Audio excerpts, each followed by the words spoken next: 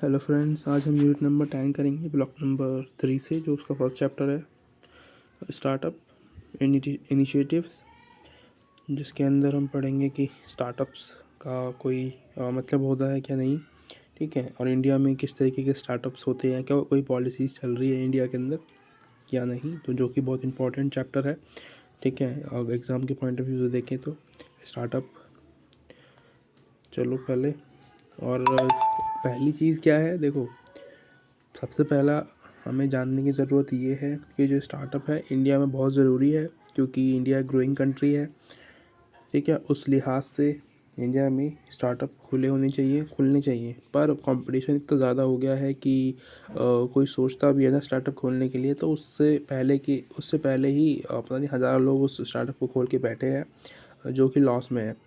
तो फिर उससे क्या होता है कि उसका जो मनोबल है उसके पास शायद कुछ नया हो, पर पैसे ना होने के कारण, कम पैसे होने के कारण वो डर जाता है, राइट।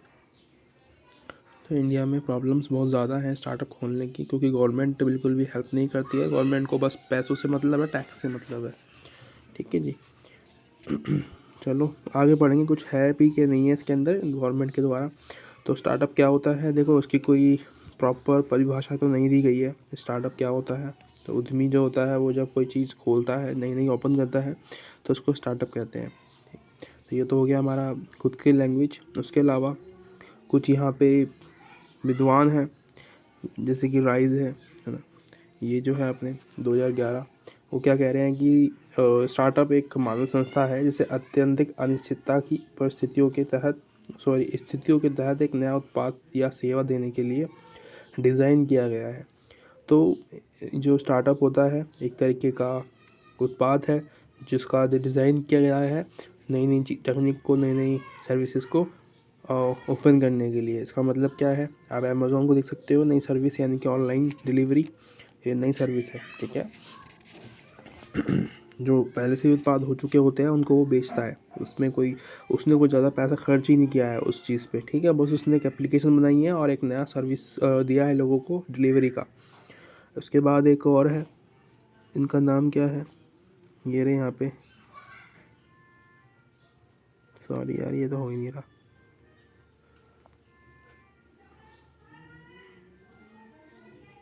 यहाँ पे ये है अपने, इनका नाम है हिल्टून।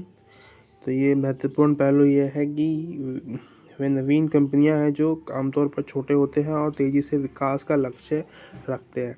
तो ये कह रहे हैं कि जो स्टार्टअप्स होते हैं वो बेसिकली एक छोटे से समूह होते हैं, कंपनी होती है जो कि बड़े लक्ष्य रखते हैं, ठीक है, लक्ष्य रखते हैं विकास के, ठीक है। तो होप ये समझ में आया होगा।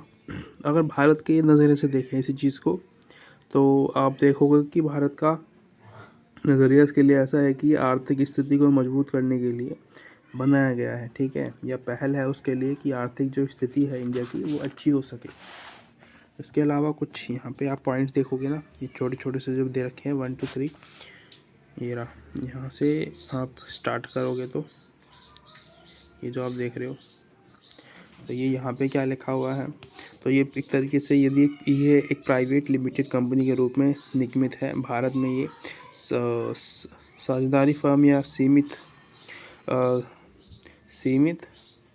देयता साझेदारी के रूप में पंजीकृत है। देखो जो जो ये होते हैं ना, क्या बोलते हैं, स्टार्टअप्स होते हैं, ये या तो प्राइवेट होंगे या ग्रुप्स होंगे, ठीक है, ग्रुप्स के साथ में काम करेंगे या अलग अकेले काम करेंगे, राइट। उसके अलावा अगर हम दूसरा देखें तो ये क्या बोल रहा है, इसमें क्या होता है कि अगर ये 10 साल से कम का स्टार्टअप है, यानी कि इसको 10 साल नहीं हुए हैं अभी, तो ये एक स्टार्टअप है, ठीक है, अभी ये कंपनी नहीं बनी है या फिर ये कोई ब्रांड नहीं बनाया है, ठीक है, जब तक उसको 10 साल नहीं हो जाते हैं तो ये एक लिमिट है टाइम की।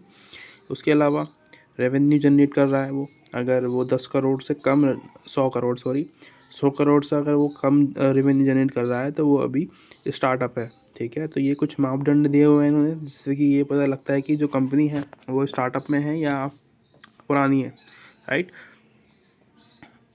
इसके अलावा यहाँ स्टार्टअप इंडिया पढ़ोगे आप, जो कि बहुत ज़्यादा इंपॉर्टेंट है, एग्ज़ाम में डेफिनेटली आ सकता है, ठीक है, एक अच्छा टॉपिक है स्टार्टअप इंडिया।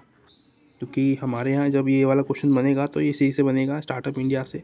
डेफिनेटली हम इंडिया के अंदर हैं तो ठीक है। हैंड होल्डिंग, तो इसके बारे में पढ़ोगे आप, नीचे देख रहे हो यहाँ पे, ये जो है ये सारा हैंड होल्डिंग के ऊपर है, ठीक है। यहाँ से लेके ये आप देख रहे हो ये कॉलम्स बने हुए हैं, ये यहाँ पे 6 या फिर मे बी 7 दिए होंगे यहाँ पे शायद, ठीक है जी। तो ये 6 है इसके अंदर बेसिकली, ठीक है, यहाँ तक है इसके अंदर। और नेक्स्ट आता है अपना वित्तीय पोषण, यानी कि funding, support and initiative, incentives में यहाँ पे ये 7, 8, 9, 10, 11, तो ये 11 तक टॉपिक्स आएंगे, ठीक है। उसके अलावा इसके अंदर आएगा industry academia, partnerships and incubation. इसमें जो है 13, 14, 15, 16, 17, 18, 19, ये 19 टॉपिक्स इसके अंदर आने हैं। इसके अलावा इसके उद्देश्य लिखे हुए हैं कि किस चीज़ का मतलब क्या होता है। जैसे कि मैं आपको हैंड होल्डिंग के अंदर बताता हूँ, स्वप्रमाण पर आधारित अनुपालन व्यवस्था। इसके अंदर उद्देश्य में क्या लिखा हुआ है, स्टार्टअप्स पर नियमन बोझ को कम करने के लिए, जिससे वे अपने मुख्य व्यवसाय पर ध्यान केंद्रित कर सके और अनुपालन लागत कम रख सके। इसमें क्या है, जो गवर्नमेंट द्वारा कुछ सहायता दी गई है ना एंटरप्रेन्योर्स को, जो नए स्टार्टअप्स होते हैं उनको, उनके लिए ये कुछ हेल्प करती है गवर्नमेंट, उसके द्वारा ये प्रमाण कुछ दिए गए हैं। स्टार्टअप इंडिया हब, और जैसे कि ये इंडिया हब है, संपूर्ण स्टार्टअप पारिस्थितिक तंत्र के लिए संपर्क का एकल बिंदु बनाना और ज्ञान के आदान प्रदान और वित्त पोषण तक पहुंच को सक्षम करना, ठीक है। यानी कि जो चीज़ें होती है वित्त पोषण होते हैं उन तक लक्ष्य को प्राप्त करना, ये हब है, ठीक है। तो ये सारे किस में आते हैं, हैंड होल्डिंग के अंदर आते हैं। तो जो गवर्नमेंट है आपका हाथ थाम रही है इस चीज़ के अंदर कि ताकि आप उस काम को करो। पर अभी की जो गवर्नमेंट है जो रिसेंट में चल रही है वो ऐसा कुछ नहीं कर रही, वो उसको मतलब है सिर्फ टैक्स से, और वो नहीं चाहती कि कोई और कॉम्पिटिटर आए, राइट।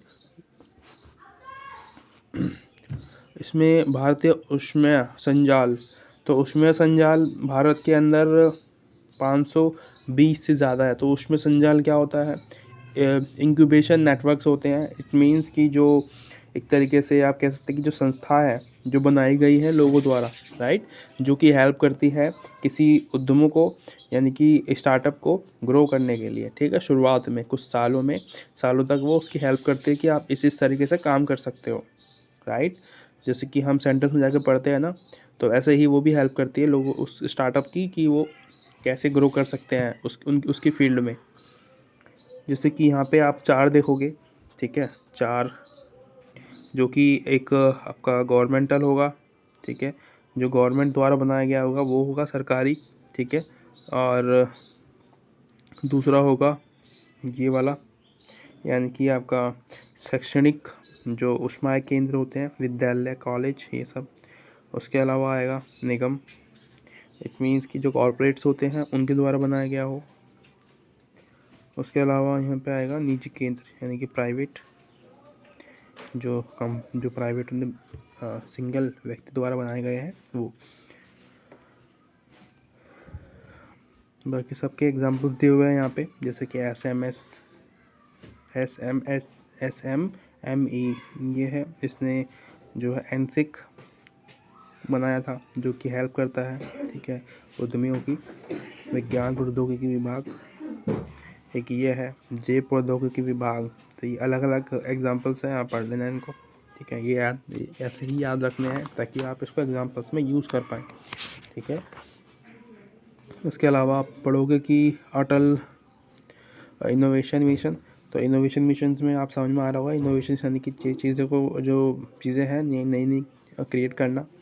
तो ये बढ़ावा देने के लिए है एंटरप्रेन्योर्स को, ताकि वो नई नई चीज़ों को इनोवेट कर पाएँ, ठीक है। जैसे कि ये टिंकरिंग लैब्स, और छात्रों के बीच अभिनव मानसिकता को बढ़ावा देने के लिए, ठीक है, जो नए नए इनोवेशंस आइडियाज़ हैं उनको बढ़ाने के लिए।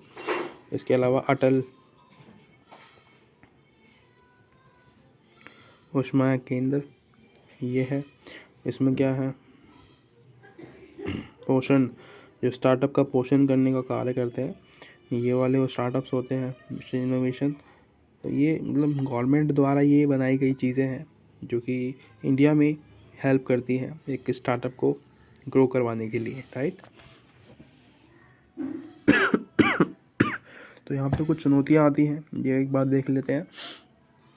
जैसे कि फाइनेंशियल जो रिसोर्सेज होते हैं, लेक ऑफ फाइनेंशियल रिसोर्सेज, उसकी कमी हो जाती है तब।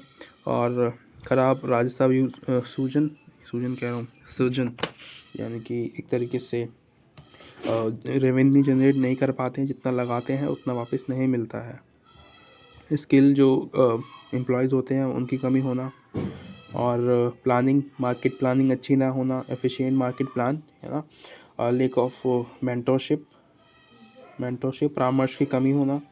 उसके अलावा पूर बिजनेस प्लान, जॉब की जो व्यवस्था है, जो ख़राब योजनाएं हैं उसका आप भुगतान करते हो। उसके अलावा जो कॉम्पिटिटर्स हैं आपके वो बहुत ज़्यादा तेज़ है। तो ये सब क्या है, प्रॉब्लम्स आती हैं एक एंटरप्रेन्योर्स के साथ, राइट, जब वो नई नई स्टार्टअप कर रहे होते हैं। और कुछ चीज़ें ऐसी होती हैं जो समर्थन देती है, ठीक है, जैसे कि सर्वसंरचनात्मक सुविधा प्रदान करना, providing infrastructure facilities, financial assistant करना, मतलब लोगों को हेल्प करना जो स्टार्टअप्स खोल रहे हैं उनको, मेंटोरिंग सपोर्ट देना, प्रमोटिंग रिसर्च डेवलपमेंट को, और प्रोवाइडिंग बिजनेस सपोर्ट, बिजनेस का लिए सपोर्ट प्रोवाइड कराना कि इस वाले बिजनेस में ये चीज़ें ज़्यादा कामयाब है, इसको करो, है ना। इस तरीके के जो सपोर्ट्स होते हैं, ठीक है। तो ये हमारी होगी वीडियो कंप्लीट। अगली वीडियो में मिलते हैं। Thank you so much, bye. और अच्छी लगे तो सब्सक्राइब वगैरह कर देना।